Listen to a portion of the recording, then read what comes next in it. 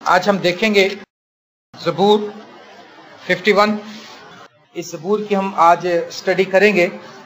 51 ज़बूर में लिखा है, मीर मुगन्नी के लिए दाऊद का मज़मूर।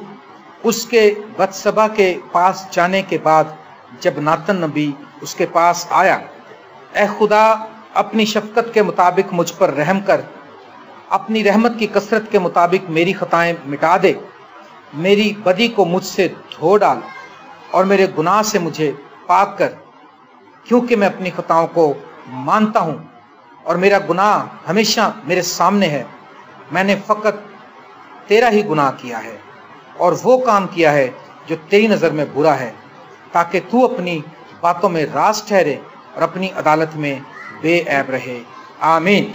आज हम इस बात पर गौर करेंगे। आज जो टॉपिक है वो ये है मेरे सामने, जो खुदा ने मेरे दिल में रखा, कि दाऊद अपने गुनाह पर पछताया। दाऊद अपने गुनाह पर पछताया। इस ज़बूर के अंदर हमें दाऊद का पछतावा नजर आता है। जब वो बत्सबा के पास गया, हती उरिया की जो उसका सिपा सलार था, उसकी बीवी के पास, आप सब जानते हैं कि दाऊद ने उसको नहाते हुए देखा और उसके दिल में बदी समाई और उसने उसको बुलाया और उसके साथ हम आगोश हुआ। और उसके फौरन बाद उसको एहसास हुआ कि मुझसे ये गलती हुई, और वो एहसास शिद्दत पकड़ता गया। मेरे अजीजों, शैतान जो इब्लीस है वो हमारे आसपास इस तरह से जाल बिछाता है, ऐसे अपॉर्चुनिटीज वो देता है हमारे को, ऐसे मौके देता है कि हम आराम से उसकी बातों में आ जाते हैं, हम आराम से उसके मशवरे पर अमल कर लेते हैं और हम बड़े आराम से गुनाह की तरफ चले जाते हैं। लेकिन बचने का तरीका ये है कि 24 आवर आप यीशु मसीह को अपने सामने रखें, यीशु मसीहा के खून को अपने ऊपर मांगते रहें और अपने आप को कभी भी खुदा की हुजूरी से जुदा ना होने दें। अपने आप को हर वक्त खुदावंद में कायम रखें। आमीन। दाऊद का जो मेन फंसने की वजह है, अगर ये जंग पर चला जाता तो ये ना फंसता। हमने देखा अक्सर बहुत से लोग जो हैं वो चर्च का इरादा करते हैं, वो इबादत में जाने का इरादा करते हैं, पुलिस भी कोई मौका बनाता है उसके लिए, तो वो इबादत की बजाय उस तरफ चला जाता है।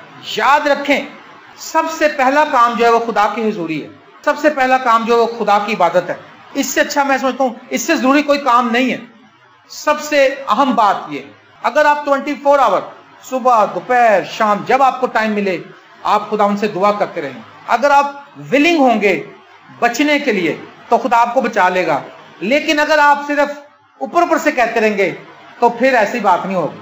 हमें पूरे तौर से खुदावंद में कायम रहने की जरूरत होगी गुनाह से बचने के लिए, क्योंकि इब्लीस मक्कार है और गुनाह जोर रखता है। गुनाह के अंदर जोर है, ताकत है कि अननोन एक कुव्वत ऐसी आती है कि वो आपको उस तरफ धकेल कर ले जाती है।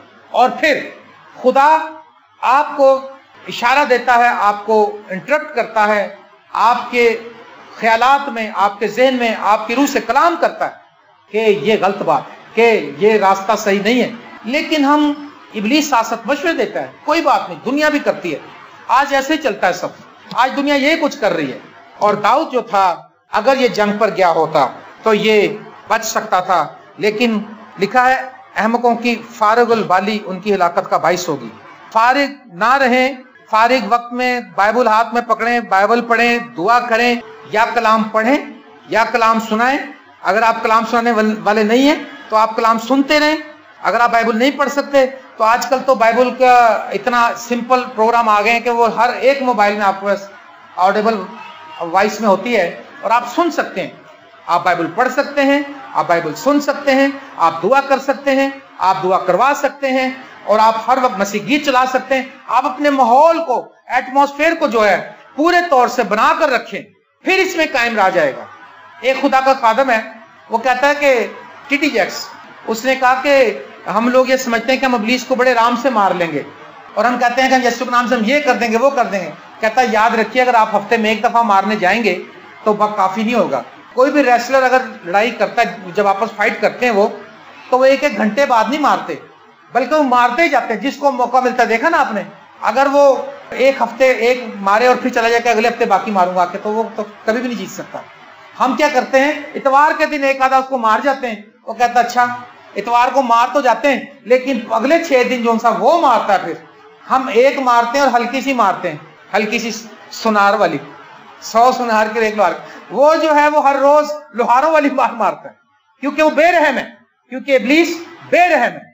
दाऊद ने क्या किया, लिखा कि बैतशबा के पास जब वो गया, फिर नातन नबी उसके पास आया और दाऊद को उसने बताया कि भाई ऐसे ऐसे तूने गुनाह किया है। नातन ने पूरे डायरेक्टली बात शायद करने की हिम्मत ना की, वो बड़ा बादशाह था। उसने कहानी सुनाई, आप सब वाकफ उस कहानी से। उसने कहा किसी गरीब आदमी के पास एक भेड़ का बच्चा था, वो भेड़ की पिठिया जो थी उसके लिए बेटी की मानी थी, वो उसके साथ ही सोती थी, एक ही प्याले में पी लेते थे और वो इकट्ठे रहते थे। और उसके सामने एक अमीर आदमी था और उसके पास बड़ा रेवड़ था, और जब उसके पास कोई मेहमान आया तो उसने अपने रेवड़ में से कुछ ना लिया, बल्कि उसने उस गरीब आदमी की भेड़ की पट्टिया जो थी वो ली और उसने उसको ज़िबा कर दिया। दाऊद ने कहा खुदावंद की हयात की कसम, किसने ऐसा काम किया है? जिसने भी यह किया उसको 100 गुना अदा करना पड़ेगा। उसने कहा वो कोई नहीं है बादशाह, वो दाऊद बादशाह, तू खुद है, तूने ये किया।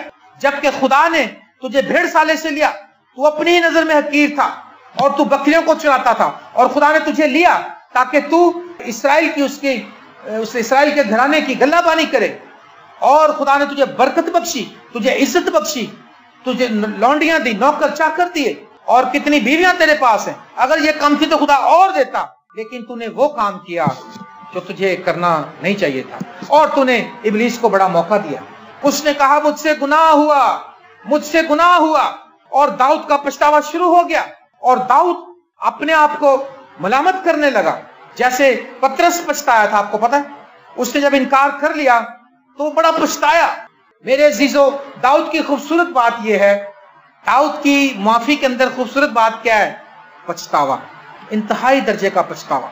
वो ऐसा हल्का फुल्का नहीं है। उसने ये नहीं कहा कि गुनाह हो जाते हैं, सबसे हो जाते हैं, क्या करें, सारी दुनिया ही गुनाहगार। उसने किसी की कोई बात नहीं करी। उसने कहा मुझसे गुनाह हुआ। उसने कहा खुदा ने भी तेरा गुनाह माफ कर दिया। हालेलुया। जब खुदा ने कहा कसबियां और महसूल लेने वाले तुमसे पहले खुदा की बादशाह में चले जाएंगे, क्योंकि वो तो बाद में पछता लिए, तुम बाद में भी ना पछताए। वो पछता लिए, जिसके अंदर पछतावा नहीं है उसकी माफी नहीं है। खाली हल्का फुल्का कह देना ही काफी नहीं है। पछतावे का मतलब है कि इस बात का गम करना, इस बात का अफसोस करना, इस बात के लिए खुदा की माफी का तलबगार होना कि खुदावंद मुझसे गुनाह हुआ है और खुदावंद ने तेरा नुकसान किया है, खुदावंद ने तेरी इंसल्ट की है, मुझे माफ कर। और इस बात को समझना कि उसने तो खुदावंद तूने तो मेरे लिए इतना कुछ किया, तूने तो अपना आप दे दिया, तूने अपनी जान दे दी, तूने इतना दुख सहा मेरे लिए, और मैंने 1 मिनट में तेरी इंसल्ट कर दी अपने गुनाह की वजह से। खुदा पाक है और उसकी पाक जात जो है गुनाह को बर्दाश्त नहीं कर सकती। तो क्या कहता है? ऐ खुदा अपनी शफकत के मुताबिक मुझ पर रहम कर, अपनी रहमत की कसरत के मुताबिक मेरी खताएं मिटा दे। हालेलुया। अगर दाऊद को खुदा माफ कर सकता है, हमें भी खुदा माफ। आमीन। अगर हम भी उसकी रहमत के तलबगार हों। हम असल में आज इस बात को मानते ही नहीं है कि हम गुनाहगार हैं। वैसे कहते हैं कि हम बड़े गुनाहगार हैं, ये सिर्फ एक रूटीन में लफ्ज हमारे मुंह पे चढ़े नहीं, क्योंकि हमने देखा कि अगर कोई किसी को कह दे तो एकदम उसको लड़ने को पड़ते हैं। अगर कोई हमें कह दे कि आपने तौबा कर रखी है, आप गुनाहगार हैं, वो लड़ेंगे उससे, कहेंगे अच्छा मैं तुम्हें ज्यादा नजर आता हूँ गुनाहगार, क्या तुम्हें और कोई नहीं नजर आया? लेकिन अपने आप को हम वैसे कहते रहते हैं हम बहुत गुनाहगार हैं, हम बहुत गुनाहगार।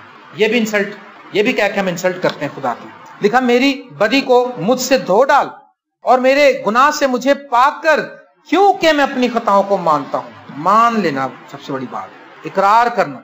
जो अपने गुनाहों को छिपाता है वो कामयाब ना होगा, लेकिन जो उनका इकरार करके उसको तर्क करेगा उस पर खुदा की रहमत होगी। मेरा गुनाह हमेशा मेरे सामने है, मैंने फकत तेरा ही गुनाह किया है और वो काम किया है जो तेरी नजर में बुरा है, ताकि तू अपनी बातों में रास्त ठहरे। मेरा गुनाह हमेशा मेरे सामने है। आपको मैं एक बात बताऊं, जब कोई शख्स गुनाह करता है, कोई भी शख्स, तो वो गुनाह उसका पीछा करता है। वो गुनाह की जो अक्स है उसकी जो तस्वीर है, उसकी सारी जो मूवी है, वो सामने शैतान लेकर आता है ताकि इल्जाम दे कि भाई तूने गुनाह किया, देख ले, तू बड़े दावे करता था खुदा से चलने की। वो कहता मेरा गुनाह बराबर मेरे सामने रहता है। हम तो गुनाह करके हमारे तो सामने भी नहीं रहता, इस बात को वो लोग समझते हैं जो खुदा की हजूरी में रहते हैं, जो खुदा के मसा में चलते हैं, उनको एहसास होता है इस बात का। वो कहता है बराबर मेरा जो गुनाह मेरे सामने रहता है, उसको वो सारी तस्वीर याद आती रही और वो पछताता रहा कि काश मैं छत पर न जाता, काश मैं उसकी बीवी को ना बुलवाता, काश मैं ऐसा ना करता। ना सिर्फ उसने अपने सिपहसालार की बीवी के साथ हरामकारी की, बल्कि इसके साथ साथ उसने उसके शौहर का कत्ल भी करवा दिया, जबकि वो शख्स इसके साथ बहुत वफादार भी था। कलाम में लिखा है जो नेकी के बदले बदी करता है, बदी उसके घर से कभी जुदा नहीं होगी। और नाथन ने जब ये कहा, उसकी हड्डियां हिल गईं, वो घबराया, क्योंकि वो समझता था खुदा के जलाल को, खुदा के रोब को, खुदा की कुदरत को वो जानता था, खुदा के फजल को भी जानता था कि मेरे पे ऐसा फजल हुआ कि मैं भेड़ें चराने वाला शख्स था और इसराइल का मैं बादशाह बन गया, इतना मुझे रुतबा मिल गया, इतनी मुझे इज्जत मिल गई। इन सब बातों की वजह से उसका पछतावा जो था बहुत हैवी था, और उसके पछतावे की वजह से उसने फौरी तौर पर उसने कहीं निगाह नहीं की, उसने अपने गुनाह को मानने में जल्दी की। 119 ज़बूर में भी लिखा है, मैंने अपनी राहों पर गौर किया और तेरे फरमान मानने में जल्दी की और देर ना लगाई। मेरे प्यारे बहनों और भाइयों, अगर हमारी जिंदगी में गुनाह है तो हम कुछ भी कर लें, गुनाह और नेकी और पाकीज़गी साथ साथ नहीं रह सकते। तारीकी और रोशनी में कोई मेल है, दोनों चीजें अलग रहती। इसी तरह से कई लोग कहते हैं कि अगर मैं कोई बात नहीं, थोड़ा बहुत ही है, बस मेरे अंदर कमजोरी जरा, तो हम ठीक कर लेंगे इसको, अपने आप को तसल्ली देते हैं। लेकिन कलाम में लिखा है, क्या ये मुमकिन है कि इंसान अपने दामन में आग रखे और उससे कपड़े ना जलें? ऐसा नहीं हो सकता। गुनाह खतरनाक पॉइजन है, ये रूहानी लाइफ का पॉइजन है, ये रूहानी लाइफ को तबाह करता है। पॉइजन आपको पता है ना, जरा सा कोई खा ले। पिछले दिनों खबर आई थी कि उन्होंने मिठाई खाई है, लोगों ने तो मर गए। पता ये चला कि उसके साथ एक फैक्ट्री थी, उस फैक्ट्री के अंदर कुछ केमिकल था पाउडर वाला, और वहां कोई बच्चे खेल रहे थे, उन्होंने पतंग उठा के फेंका उसको या क्या किया, वो उनके जितना भी सामान था उस पर गिर गया और वो पॉइजन, क्योंकि पॉइजन था, जिसने खाया वो हलाक हो गए। इसी तरह से गुनाह जो है वो हमारे लिए जहर कातिल की तरह काम करता है। गुनाह से बचने के लिए हमारे पास एक नाम है, उसका नाम यीशु है। हालेलुया।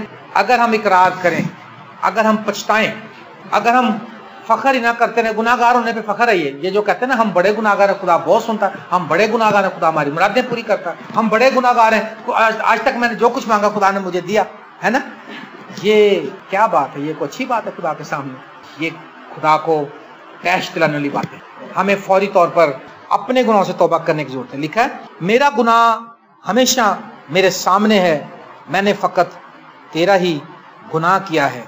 मैंने बताया कि जब इंसान गुनाह कर चुकता है तो वो गुनाह उसका पीछा करता है, और वो इबलीस जो है, अक्सर हमने कई बार ये बात यहाँ से बताई है। वो एक खादम थे अवतार सिंह, वो भी ये कहता जब मैंने तौबा कर ली थी, मैं यीशु के पास आ गया। वो सिख था, सिख से वो मसीह में आया था और बड़ा खादम था, वर्ल्ड वाइड प्रीचर था।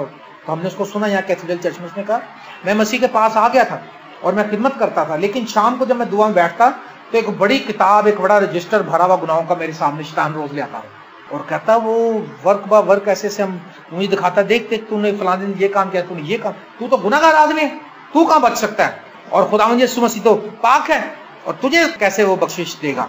और कहता एक दिन मैं बड़ा रोया, बड़ा चिल्लाया खुदा के आगे। मैंने कहा खुदा मुझ पर रहम कर, ऐ खुदा मैं तेरे कदमों में आ गया हूँ, लेकिन ये गुनाह मुझे हर्ट करता है इब्लीस। उसने कहा मैं इसका इलाज करूंगा आज जब वो आएगा तो तू मुझे बताना। फिर कहता फिर जब वो आया इब्लीस होकर, उसने किताब दिखाई, तो कहता फिर उसने इशाद किया। उसने अवतार सिंह ने कहा कि मैंने खुदा यीशु मसीह को पुकारा, और कहता खुदा यीशु मसीह एकदम जाहिर हुए मेरे सामने, और उन्होंने अपना जख्मी हाथ ऐसे कर किताब की तरफ किया और एक कतरा गिरा उसके ऊपर। और कहता वो एक कतरा ऐसा फैलता गया, 1 वर्ग 2 वर्ग 3 3 4 5, और कहता सारा रजिस्टर जो था वो लाल हो गया खून से। और यीशु ने कहा इससे पूछ के तेरे गुनाह कहाँ हैं? हालेलुया। वो गुनाह गायब हो गए थे यीशु मसीह के खून के वसीले से। Praise the Lord. क्या आप चाहते हैं कि आपके गुनाह भी गायब हो जाएं? कहता मैं फिर तेरे गुनाहों को याद ना करूंगा। दाऊद पछताता है। दाऊद की जो तौबा है जबरदस्त है। इसने रोजा रखा, खुदा के हुजूर औंधे मुंह लेटा रहा, रोता रहा और चिल्लाता रहा, और खुदा से इसने माफिया मांगी। आमीन। और लिखा, देख मैंने बदी में सूरत पकड़ी, मैं गुनाह की हालत में मां के पेट में पड़ा। देख तू बातन की सच्चाई पसंद करता है और बातन ही में मुझे दानाई सिखाएगा। आमीन। मैंने बदी में सूरत पकड़ी, क्योंकि उसके अंदर वो कहता वैसे ही मैं तो गुनाहगार था, जो गुनाह में रास में मिलता है, जो आदम की नस्ल से, वो गुनाह जब कोई पैदा होता है वो गुनाह उसके साथ होता है, वो गुनाह में पैदा होता है। वो तो जब यीशु मसीह को कबूल करता है, जब वो तौबा करता है, तो यीशु मसीह का खून उसको पाक करके नया बनाता है, काबिल कबूल बनाता है उसको। आमीन। तो यहाँ पर ये क्या कहता है, मैंने बदी में सूरत पकड़ी, मैं गुनाह की हालत में माँ के पेट में पड़ा, देख तू बातन की सच्चाई पसंद करता है, बातन ही में मुझे दानाई सिखाएगा। अंदर की सफाई, अभी हमने संडे को फकी और फरीसियों के ताल्लुक से हम स्टडी कर रहे थे ना, तो फकी फरीसी जो थे वो अंदर की सफाई पे गौर नहीं करते थे, वो ऊपर की सफाई पे गौर करते थे।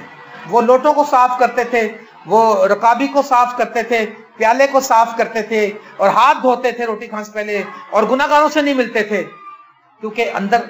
तो खुदावंद ने उनको समझाया कि ये इस तरह से बात नहीं बनेगी, खुदा अंदर को बातिन को देखता है। और दाऊद इस बात को समझता था, दाऊद इस बात को समझता, उसने कहा तू बातिन की सच्चाई को पसंद करता है और बातिन ही में मुझे दानाई सिखा। हमारे इनर साइड में जो अंदर हमारा अंदर का इंसान है, अगर वो पाक है तो फिर खुदा की नजर में हम काबिल कबूल हैं। लेकिन अगर ऊपर से हम बड़े अच्छे हैं और अंदर से बातिन में हमारे सच्चाई नहीं है, तो फिर खुदा पसंद नहीं करता। खुदा जान जाता ना। खुदा यीशु मसीह ने कितने लोगों से बात की वहां पर, वो शमौन कोढ़ी के घर भी जब गए, उधर भी उसने कहा कि भाई ये आदमी अगर नबी होता तो ये जान जाता कि ये औरत इसको छूती है, तो उसकी भी खुदा ने बात पहचान ली।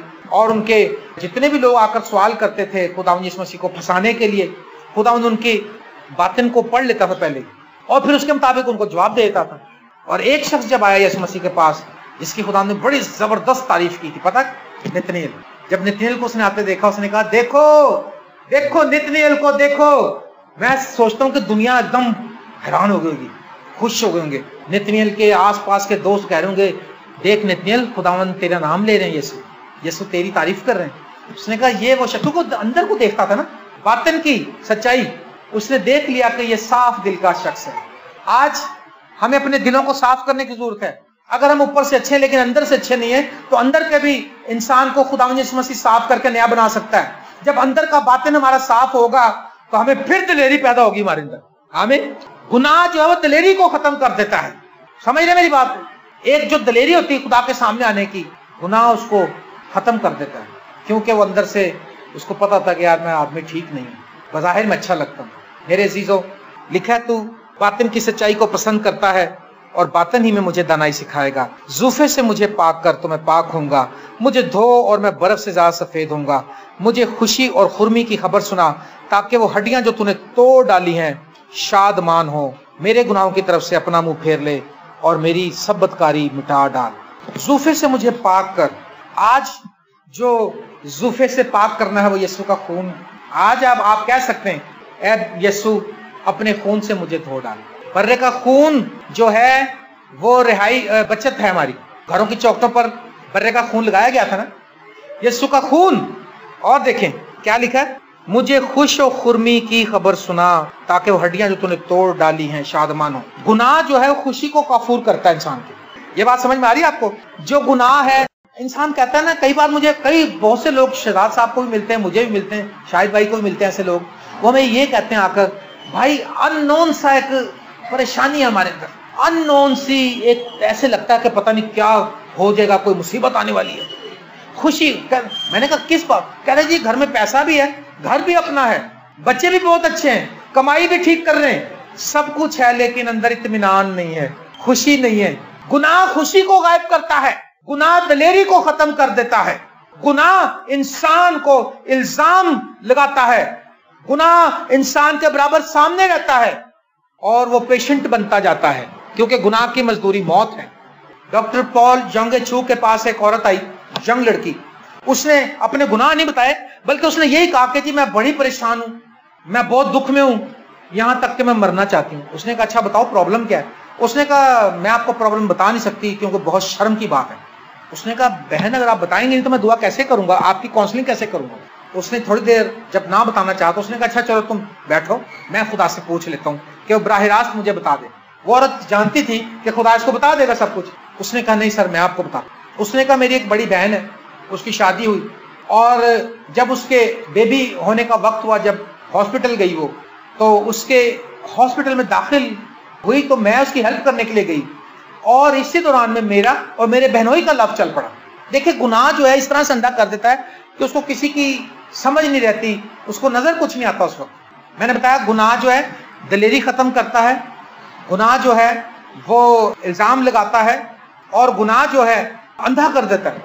अच्छा भला समझदार आदमी जो उनसा है वो बेवकूफ बन जाता है। और उसने कहा जब मेरा उससे फेर चल पड़ा तो यहां तक फेर चल पड़ा कि मैं भी उसके बच्चे की मां बनने वाली हूं। और उसने कहा कि मैंने वो अपने 1 या 2 बच्चे एबॉर्शन कराए, अपनी बहन को नहीं बताया मैंने। उसने कहा किसी को भी नहीं पता, देखें किसी को भी नहीं पता, लेकिन तो भी उसको प्रेशर पड़ गया क्योंकि गुनाह पीछा करता है। उसने कहा मेरा गुनाह बराबर मेरे सामने रहता है। उसने कहा वो तफरीह मेरी आंखों से जाती नहीं है गुनाह की। और उसने कहा मैं इंतहाई परेशान हूं, बस मुझे लगता कि मैं मर जाऊंगी। उसने कहा अच्छा मैं आपकी मदद करता हूं, अगर आप मेरी बात को फॉलो करें तो आप आजाद हो सकती हैं। उसने कहा जी बताएं। उसने कहा आप अपनी आंखें बंद करें और सोचें कि आप एक साफ पानी की झील के पास खड़ी हैं। उसने कहा क्या आपने अपने जहन में ये स्केच बना लिया? उसने कहा जी मैंने बना लिया।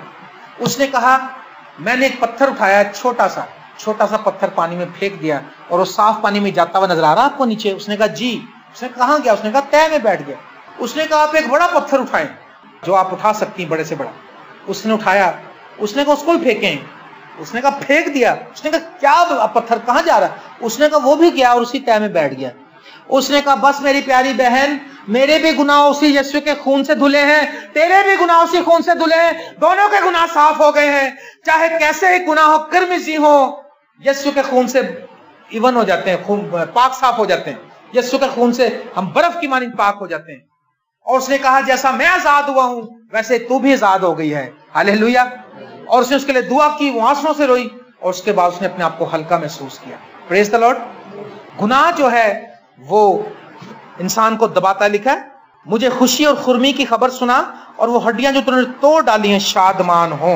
हड्डियां असल में खुदा ने उसकी हड्डियां तोड़ी नहीं थी, असल में वो गुनाह का ही इतना स्ट्रेस था कि वो कहता है कि जो जैसे मेरी हड्डियां टूट रही हैं, इतनी तकलीफ। और वो कहता है मेरे गुनाहों की तरफ से अपना मुंह फेर ले और मेरी बदकारी मिटा डाल। फिर 10वीं आयत में क्या दुआ करता है? ऐ खुदा मेरे अंदर पाक दिल पैदा कर। अब बात आ गई ना, बातिन वाली जो बात चल रही है उसको पता है, क्योंकि उसके दिल के अंदर सफाई नहीं थी। उसने इकरार किया इस बात, ऐ खुदा मेरे अंदर पाक दिल पैदा कर। मैं समझता हूँ हर ईमानदार को यह दुआ टॉप ऑफ लिस्ट रखनी चाहिए कि हमारा दिल खालिस है। दिल के अंदर जो कुछ है और जो कुछ हमारे अंदर है वही बाहर आता है। ऐ खुदा मेरे अंदर पाक दिल पैदा कर और मेरे बातिन में असर नो मुस्तकीम रूह डाल। हालेलुया। मेरी रूह जो है मुस्तकीम रूह मेरे अंदर डाल, जो सिर्फ तेरे लिए ही मखसूस हो, जो तेरे लिए ऑर्डेन हो, जो तेरे लिए सिर्फ मखसूस हो जाए और पाक हो और सिर्फ तेरी तारीफ करने वाली हो। और मेरा दिल पाक हो, मेरी सोचें, जब अंदर से दिल पाक होगा और हमारी रूह जो है वो पाक होगी, हमारी सोचें पाक होंगी, तो फिर अंदर ही से सब कुछ बाहर निकलता है। जो कुछ इंसान के लिखा है अंदर दिल में भरा है वही मुंह में आता है। ऐसे है ना जी, जब कोई बोलता हम समझ लेते हैं ना। कई लोगों को हम सुन के कहते हैं यार वैसे ये थोड़ा मगरूर आदमी, इसकी बातों से पता लग रहा है, वो जब बड़ी बड़ी बातें करता है इसका मतलब उसके अंदर ये बात है, वो मैं ऐसे करूंगा, मुझे उसने ऐसे क्यों कहा, मैं उनको देख लूंगा, आप फिक्र ना करें। और एक शख्स आता है वो कहता सर मैं तो गुनाहगार इंसान था, खुदावंद ने मुझ पर रहम किया। एक शख्स आता है वो अकड़ के, वही हैकल वाली दुआ, हैकल मुझे दुआ करने गए थे, एक अकड़ के दुआ कर रहा है, एक घुटने टेक के झुक के दुआ कर रहा है, रो रहा है। मेरे अजीजों हमें ये देखना है, हमें इस दुआ को टॉप ऑफ द लिस्ट रखना चाहिए मैं समझता हूँ। और लिखा है 11वीं आयत, और अपनी पाक रूह को मुझसे जुदा ना कर, अपनी निजात की शादमानी फिर नायत कर। मैंने बताया गुनाह खुशी को दूर कर देता ना, वो कहता है मुझे वो खुशी फिर अता कर, निजात की खुशी। जो निजात पाता है वो खुशी से भर जाता है। आमीन। कई लोगों को हमने सुना, कई लोगों को हमने देखा, कई लोगों को हमने खुशखबरी सुनाई, वो इंतहाई दुखी लोग थे। जब उन्होंने तौबा की, बपतिस्मा लिया, उन्होंने खुदावंद को कबूल किया और बर्रे की तारीफ करने लगे। कुछ दिनों बाद जब हमें मिला, हमने कहा कौन को हालेलुया, हमने कहा अच्छा क्या हुआ, सारे काम ठीक हो? उन्होंने कहा जी काम कोई भी ठीक नहीं हुआ, लेकिन हमारे अंदर खुशी आ गई है, इत्मीनान आ गया। हालेलुया। निजात की खुशी, निजात की रागनियां। जब निजात कोई पा जाता तो उसके मुंह से रागें निकलती हैं, प्रस्तिश के, हमद के गीत। हालेलुया। और जब निजात नहीं पाई होती तो फिर वो आपको पता है कौन सा, भाई शुजात को 400-500 गाने याद थे मेरे ख्याल, अभी भूल गया सारे के कुछ याद है, भूल गया है। अब याद नहीं है भाई को, अंतरस्थाई भूल गया सारे। पहले तो गवैयों को बताता है जाके, और सर जी तो चुप हुए। लेकिन अब क्या हुआ, अब नजात की राग नहीं उसके मुंह में, अब वो गाता है रूह की बारिश बरसा चाहे। हालेलुया, यीशु के लहू से मैं धुल गया, प्रेज द लॉर्ड, फूल की तरह से मैं खिल गया। वो क्या कहता है, मुझे अपनी पाक रूह को मुझसे जुदा ना कर, और अपनी नजात की शादमानी मुझे फिर अनायत कर। उसकी खुशी चली गई थी क्योंकि इस वजह से, गुनाह की वजह से। अगर आज आपके अंदर खुशी नहीं है तो याद रखिए, पैसा आपको खुशी नहीं देगा, मकान आपको, कोठी बंगला गाड़ी खुशी नहीं देंगे। ये सब चीजें जाकर देख लें, जितने अमीर लोग हैं बेचारे 20 गोलियां खा के सोते हैं रात को।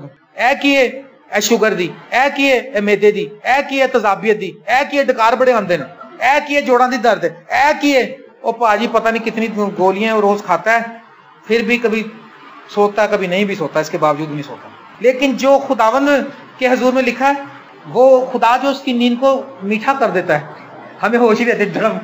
हमारे भाई आराम से सो जाते हैं, शाहिद भाई लेटते, नजात से भरा हुआ बंदा, क्योंकि उसको फिक्र कोई नहीं। आज नजात का जो इत्मीनान है वो ही बस काफी है। ना हमें बेहतरीन गद्दों की जरूरत पड़ती है, ना हमें बेहतरीन कोई चीज डिमांड है हमारी।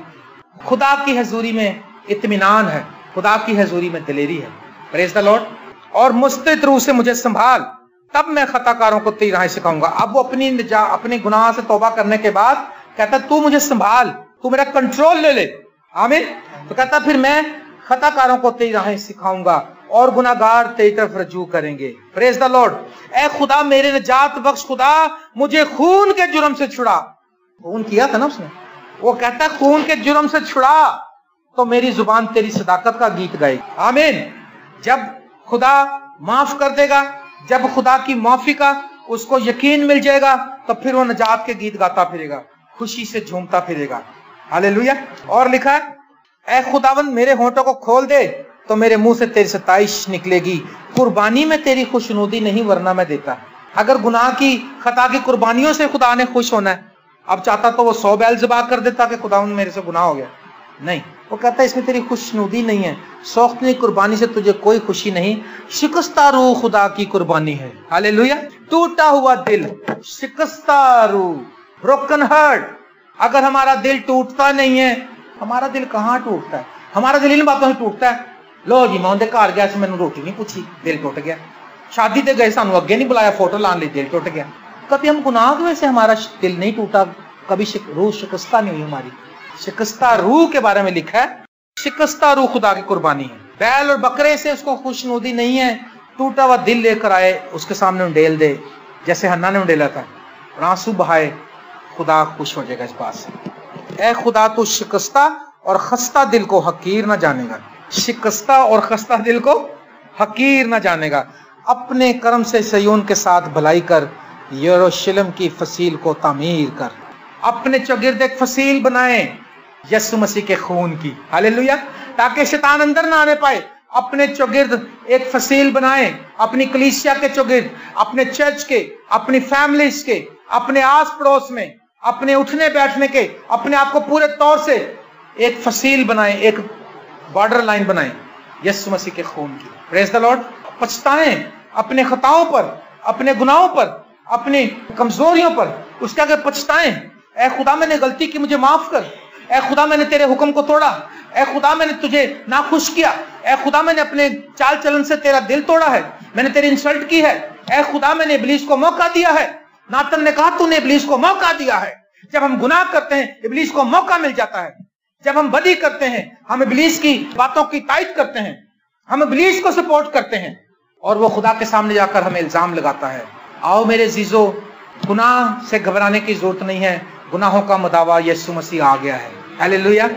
यीशु मसीह आपके और मेरे गुनाह उठाने के लिए आया है। अगर दाऊद पछताया, दाऊद ने तौबा की, खुदा ने उसको माफ किया, हमें भी खुदा माफ कर सकता, वो माफ करने को तैयार है, हालेलुया।